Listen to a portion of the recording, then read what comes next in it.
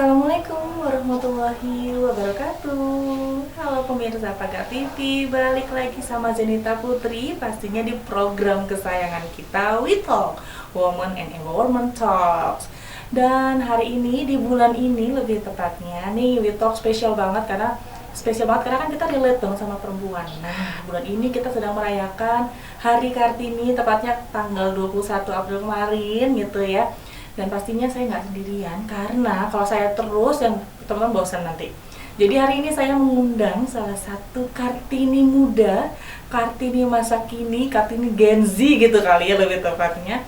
Yang pastinya yang namanya Kartini selain juga pastinya juga berkarya terus, kemudian juga dengan segudang prestasinya.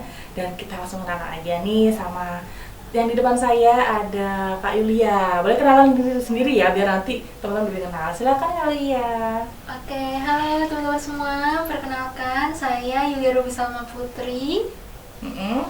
Aktivitas saya apa? Dan saya di sini aktif sebagai founder dari Yayasan Mibunani Marang Sasami. Wow, masih muda tapi sebagai seorang founder di sebuah yayasan. Nanti kita ngobrolin semua yayasannya. Nanti dulu masih kita mau korek dulu tentang Kak Yulia nih. Apa kabar Yulia? Baik kan? Alhamdulillah baik, Ibu.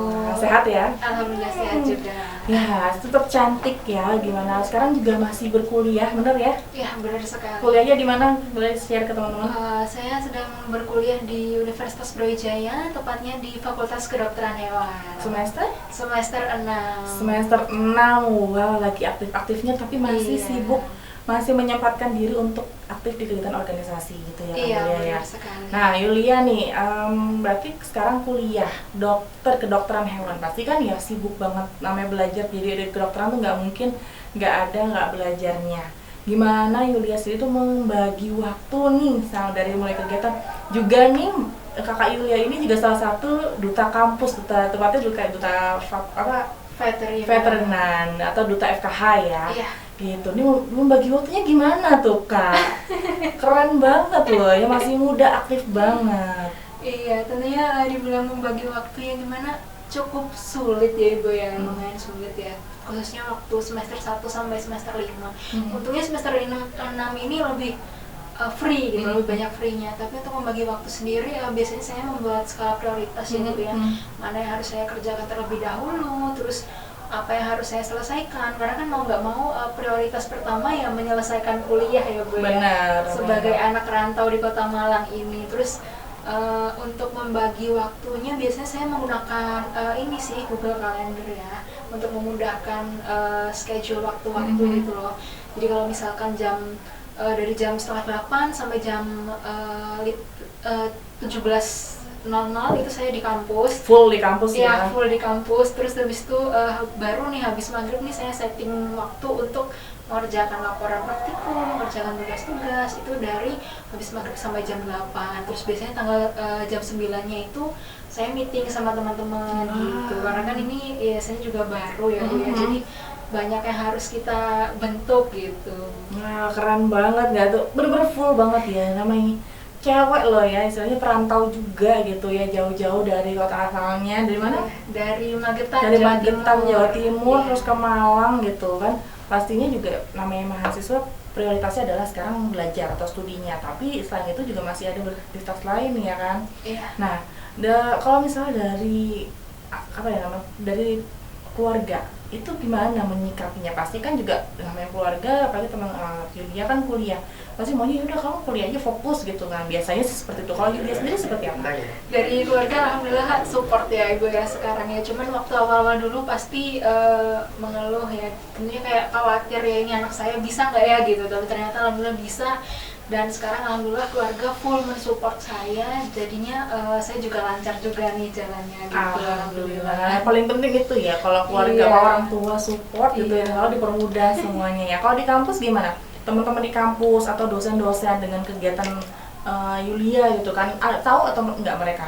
Tahu Ibu, karena kami juga pernah collab ya, komunitas saya pernah collab dengan duta veteriner juga. Jadi kampus juga, teman-teman juga tahu kalau saya aktif di Gandeng ODGJ, dan mereka juga support saya, alhamdulillahnya lingkungan juga mensupport gitu. Nah, luar biasa banget, keren banget ya. Namanya apa ya, support dari lingkungan itu Iya, paling penting. paling Karena penting, kalau enggak ya. kita kan jadi kayak capek, tapi kalau misalnya kita ada support dari teman-teman kan kayak ada nyemangatin Iya, gitu ya. kayak bisa bangkit lagi gitu. Benar banget. Nah, aku boleh dong ceritanya tentang yayasannya berarti ya? Ya. Itu tentang yayasan apa sih sebenarnya? Oke, Bu. Jadi untuk Yayasan Migunani ini sendiri baru mendapatkan legalitas di bulan April ini ya, baru tanggal 18 kemarin. Itu berkat kerja keras dari teman-teman juga, karena awalnya kami mendirikan satu komunitas ya. Kemudian setelah yayasan ini berdiri, kami jadi mengembangkan menjadi 3 komunitas gitu. Apa bergeraknya di bidang apa nih? Apakah berhubungan dengan studinya? Tentu saja tidak. Oh, ternyata tidak loh pemirsa. Ini apa itu yang kalian bidangi, terus ke programnya seperti apa, mungkin bisa dijelaskan? Ya, untuk yayasannya sendiri ini bergerak di sosial ya khususnya, dan mendalami isu-isu mengenai kesehatan mental, kemudian ketahanan pangan, sama teman Cita ini yang aktif di bidang ini Bu, pemberdayaan anak dan juga perempuan, seperti itu Bu. Keren banget. Kalau boleh tahu itu memang komunitas atau yayasannya itu ada berdomisili di Malang atau dari daerah asalnya gitu ya? Dari Magetan Bu. Dari Ya, Magetan. karena base-nya orang-orang Magetan, cuman teman-teman sendiri juga pada merantau gitu. Oh gitu, jadi makanya online ya meetingnya sering. Iya. Jadi memang teman-teman dari Magetan awalnya, kemudian sampai sekarang masih eksis ya, walaupun yayasan baru terbentuk, tapi sebenarnya sudah berapa lama komunitasnya ini? Untuk komunitas sendiri sejak tahun 2021 Ibu. Ya. Udah lumayan lah ya. Iya, sudah 5 tahun berjalan. Nah, kayak program-program kayak apa aja sih? Tadi ada tentang kesehatan mental yang sekarang mungkin lagi isunya lagi marak banget ya. Kemudian juga tadi untuk pendampingan, untuk pemberdayaan ya. Program yang pernah dilaksanakan tuh entah itu yang secara offline maupun online seperti apa?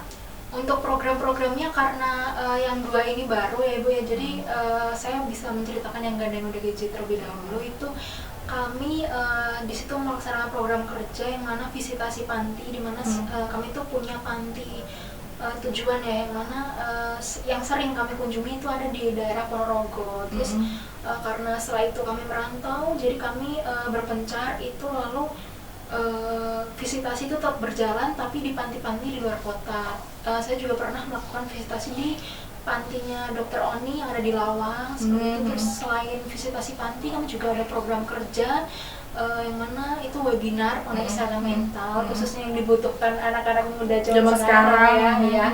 Terus di Hari Kesehatan Mental itu kami juga biasanya punya rangkaian program kerja yang mana kayak campaign di Car Free Day gitu Ibu. Jadi aktif banget sebenarnya.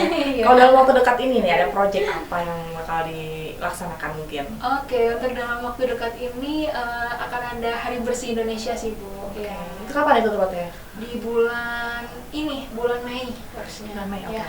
Bulan depan berarti ya? Bulan depan. Oke, programnya kayak apa Kak? Boleh jelasin nggak? Untuk programnya itu sendiri, karena ini masih dirancang kan ya, ada kolaborasi dengan HBI gitu. Kalau yang seperti tahun-tahun kemarin itu kita biasanya clean up suatu wilayah gitu Bu. Yang kemarin itu kami melakukan bersih-bersih di pantai ya.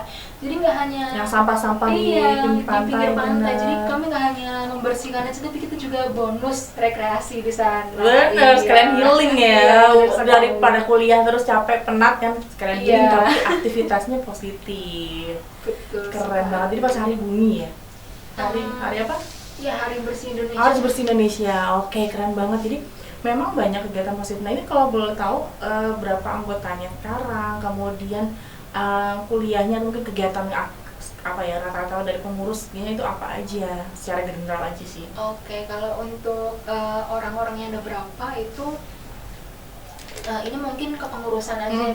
Untuk kepengurusan yayasannya kita ada 5 orang. Lalu untuk yang komunitas dan programmer lainnya itu keseluruhannya kurang lebih ada 20 orang. Kemudian untuk setiap kegiatan itu kami selalu buka volunteer gitu. Jadi ada pergantian orang-orang baru di sana. Jadi nggak harus paten kalau misalnya ikut kegiatan kami. Nah, berarti teman-teman teman-teman di luar kalau mau pakai TV boleh ikutan dong ya? Boleh banget. Nah, kalau teman-teman mau ikutan nih gimana caranya? Boleh tahu nggak? Iya, bisa cek Instagram @Gunana_Foundation atau di @Temancita atau di Gandeng Mode GC, bisa juga di Gizi Jiwa gitu. Wow, keren banget. Ada juga untuk apa? Untuk ketahanan pangan gitu juga ya. Benar sekali. Lu luas banget ya. Kenapa tertarik di bidang itu? Ya, padahal kan Yulia basicnya adalah calon dokter hewan gitu ya. Iya. Sebenarnya berhubungan dengan kesehatan sih, sama-sama kesehatan. Cuma kan agak yang tadi mungkin studinya fokusnya ke animal kesehatan medicalnya. Kok sekarang kok juga concern atau tertarik dengan tadi kesehatan mental, kemudian ya kegiatan sosial dan lain-lain.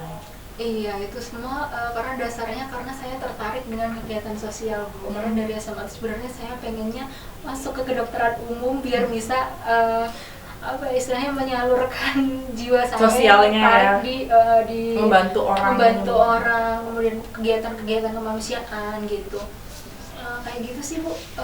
Karena di Gandeng Mode GC itu sendiri kita juga nggak hanya di fokus ke penyintas orang-orang gangguan mental aja ya, cuman kita juga melakukan bakti sosial ke panti-panti reda, kemudian ke panti-panti anak gitu itu. Jadi memang kegiatan sosial intinya Iya, ya. Jadi benar-benar bisa membantu orang banyak kayak gitu ya Yulia Iya. ya. Nah, karena ini kita lagi bertepatan dengan Kartini udah cantik banget, seperti Kartini muda masih pakai kebaya gitu ya. Masih mencintai sebelum ke Kartininya, mencintai kebaya sebagai identitas dari seorang perempuan Indonesia. Nah, kalau dari sudut pandang Yulia seperti apa sih? Mencintai kebaya ya, tentunya kan kita ini meskipun kaum muda ya, kaum Gen Z. Sekarang udah jarang ya pakai kebaya ya. Benar sekali. Tentunya kita harus tidak boleh lupa nih dengan budaya bangsa. Kita harus bangga memakai produk-produk Indonesia, bangga menggunakan busana-busana daerah. Karena sebenarnya kita bisa cantik loh teman-teman dengan menggunakan busana-busana seperti ini ya kan. Nah, apalagi kan sekarang kayaknya apalagi dengan era sosial media kan banyak kebudayaan kita atau mungkin bahkan ya lebih spesifiknya lebih kayak ke penampilan kita, lifestyle kita tuh kayak terpengaruh sama budaya asing, walaupun itu entah itu di Asia, misalnya kayak Korea, Jepang, atau bahkan yang dari Barat gitu ya. Kalau dari Yulia sendiri itu seperti apa sih kita untuk cara kita untuk tetap menggunakan atau mencintai produk atau budaya kita sendiri? Oke, cara kita mencintai produk dan juga budaya kita sendiri ya tentunya dengan menggunakannya Ibu ya. Karena kan kalau kita pakai nih misalnya ini aku foto habis ini terus kita post gitu. Terus kan orang-orang otomatis wah ternyata bagus juga ya pakai baju-baju buatan dalam negeri nih, pakai baju batik ternyata bagus ya, pakai kebaya ternyata masih bagus ya gitu. Dengan cara seperti itu sih Bu, karena kita tuh di era sekarang apa sih yang bisa kita lakukan selain menginfluence teman-teman yang ada di sosmed ya. Bahkan dengan influence-nya pun tidak harus yang campaign yang besar, kegiatan besar, tapi dari kecil-kecil dulu kita pakai sehari-hari, kemudian kita sebarkan gitu ya. Itu kalau bisa mempengaruhi orang juga. Ini kayak saya walaupun saya nggak berkebaya karena terus terang saya sudah berapa hari di kebayaan terus gitu ya. Tapi saya pakai batik loh. Ini ada ya unsurnya. ini tuh asli tadi kebetulan juga ada kita bisa podcast juga. Teman saya dari Bengkulu, ini asli dari Bengkulu batiknya. Terima kasih Mbak Ade, cantik banget kan pastinya. Kan kaya sekali ya Indonesia. Bisa di mix and match. Dan itu juga saya menunjukkan bahwa pakai batik atau pakai kebaya itu nih kayak Yulia kan tetap tampil modis ya, gitu ya kan ya kan. Nah, iya, dan juga tiap daerah beda ya Bu ya, motif-motifnya itu ada rafflesia ya. Iya, karena kan dari Bengkulu, karena kan mereka terkenal dengan bunga rafflesia arnoldinya, bunga terbesar di dunia loh. Nah, itu kekayaan Indonesia nggak sih yang harus kita banggakan gitu. Nah nih Yulia, kan kita lagi ngerayain Hari Kartini ini, istilahnya kan kayak hari rayanya perempuan Indonesia, dimana Kartini sebagai pahlawan perempuan Indonesia yang menggadang tentang emansipasi wanita. Nah dari kacamata Yulia itu sendiri, sosok Kartini itu seperti apa sih? Oke, dari kacamata saya sendiri yang biasanya sosok Kartini itu sosok yang tangguh ya, dan juga dia itu berkemauan tinggi dan juga berjuang ya, khususnya untuk perempuan. tanpa Kartini mungkin Benar. kita berdua tidak bisa berdiri di sini ya Bu ya. Tentunya Betul. kita di rumah aja Di nih, rumah. nggak bisa ngapa-ngapain ya. Benar banget, jadi berjasa banget nggak sih buat Berjasa kita? banget, benar-benar. Nah, kalau untuk Yulia sendiri, selain Kartini atau sosok Kartini yang menurut Yulia sebagai role model Yulia itu siapa? Ibu saya. Kenapa? Boleh dijelasin nggak? Waduh, kalau bicara tentang orang tua nih. Pasti dalam banget ya. Boleh nggak Iya. apa-apa, teman-teman juga bisa menginspirasi kan, bisa menginspirasi teman-teman juga. Malu nih Bu, saya ini pertama kali nih kalau membicarakan ibu saya di depan media kayak gini. Oke. Boleh secara ini aja mungkin Iya. yang benar-benar membentuk Yulia. Beliau ini yang benar-benar membuat Yulia seperti saya sekarang ini. Karena tanpa ibu saya mungkin saya juga nggak bisa ya di sini ya, karena ibu itu menurut saya orang yang sangat berjasa bagi saya. Bahkan kalaupun nantinya saya bisa membalas ibu, saya juga tidak bisa memberikan apa yang pernah ibu saya berikan gitu. Ibu saya itu pekerja keras sekali, ibu seperti Ibu Kartini ya kalau bisa dibilang ya. Pelajaran apa dari ibunya Yulia nih yang mungkin sampai sekarang menjadi satu pelajaran apa yang benar-benar terngiang yang terus dan selalu diterapkan oleh Yulia dalam hidup Yulia sekarang? Iya, ibu saya itu selalu mengajarkan saya kalau pengen sesuatu itu ya harus berjuang gitu. Wow, makanya ini nih sosok wanita perempuan masa kini yang kuat, yang tangguh dan bekerja keras gitu ya Yulia ya. Iya. Pastinya keren banget. Salam buat mama di rumah loh. Halo Mama Yulia. Manggil ibu apa Mama? Ibu. Ibu nih anaknya keren banget Ibu. Saya kita ketemu 2 tahun yang lalu kalau nggak salah. Iya, 2 tahun yang 2 tahun yang lalu itu pun juga kita nggak sempat ngobrol-ngobrol. Nggak sempet dong, Bu. Kan kemarin juga akhirnya karena kita mau ada satu project gitu kan akhirnya sempat ketemu kok bakal kayak klik banget Iya, gitu dan kebetulan ya. mudah-mudahan juga bisa berkolaborasi dengan Yulia. Saya ngeliat Yulia tuh bener niat banget anak ini. Kan banyak mahasiswa tipikalnya banyak ya, tapi Yulia ini sibuk di kampus, sibuknya luar biasa. Sama saya Mbak Yulia senggangnya kapan, luangnya kapan guys, kita ketemuan misalnya kayak gitu kan. Iya. Karena kita juga sakit walaupun sama-sama sibuk, tapi kita kan berusaha saling memahami. Iya. Tapi kita nggak boleh memaksakan. Namanya kolaborasi kan bukan bekerja yang secara kayak di corporate yang harus bener-bener disiplin seperti apa, tapi kan lebih fleksibel. Dan Yulia ini orang mahasiswa yang luar biasa, bisa mengatur waktunya. Dia meeting masih ngerjain tugas gitu di kampus ya kan. Iya. Terus juga dia salah satu mahasiswa atau anak muda yang mungkin kalau menurut saya ya, kamu itu jarang banget seperti mahasiswa yang lain adalah komitmen kamu.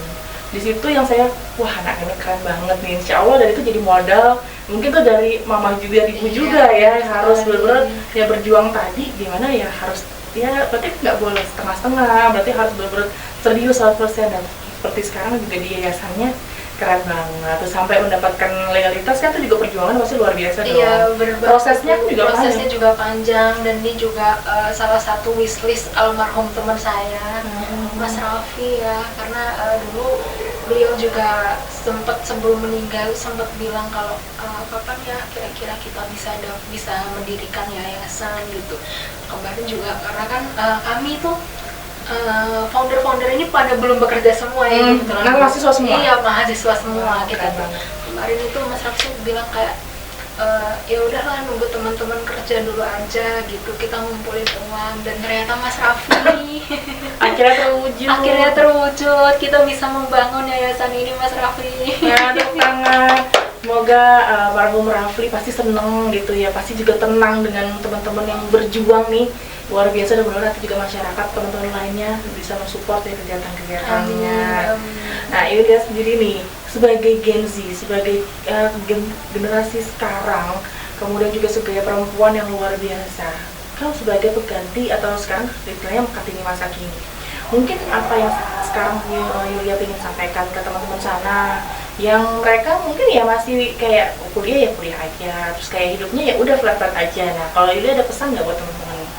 Ada ya, khususnya buat teman-teman semua, meskipun kalian perempuan, kalian tetap punya power ya teman-teman. Jangan sampai semangat yang ada dalam diri kita, kemudian bakat-bakat yang dalam diri kita itu terkubur ya. Mumpung masih muda, gali potensi diri kalian sebanyak-banyaknya ya, dan jelajahi dunia ini seluas-luasnya. Wah, keren banget. Kalau perempuan ya, Iya. pokoknya perempuan harus luar biasa dimanapun ya. Benar sekali. Terima kasih banyak Mbak Yulia udah menyempatkan walaupun habis kuliah ya kan, habis tugas gitu, tapi menyempatkan nanti kapan-kapan kita ngobrol-ngobrol lagi. Siap. Dan mudah-mudahan kita bisa berkolaborasi dan teman-teman di sana juga akan support kita semuanya.